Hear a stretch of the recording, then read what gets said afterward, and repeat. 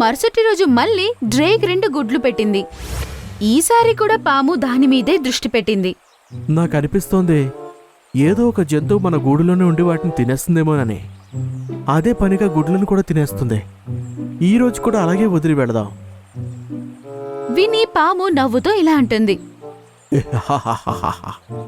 కప్పేసుకుని వెళ్ళండి లేదా తీసుంచే వెళ్ళండి.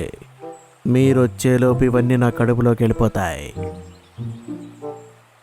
డక్ మరియు డ్రేక్ ఆ గుడ్లని అలాగే వదిలేసి వెళ్ళిపోయాయి.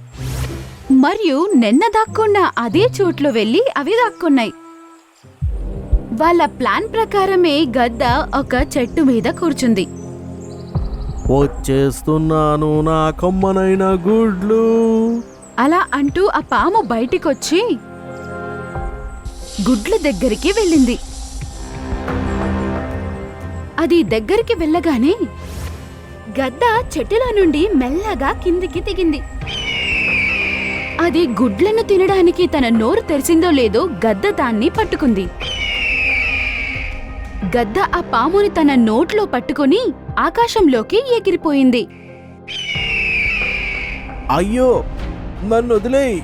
అయ్యో ఈ పక్షి ఎక్కడి నుంచి వచ్చింది? కాపాడండి, రక్షించండి.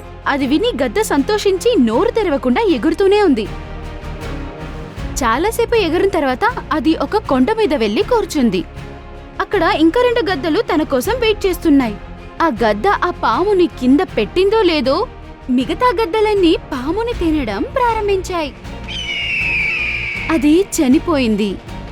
ఇప్పుడు ఆ 3 గద్దలు చేరి దాన్ని వాళ్ళ ఆహారంగా మార్చుకున్నాయి.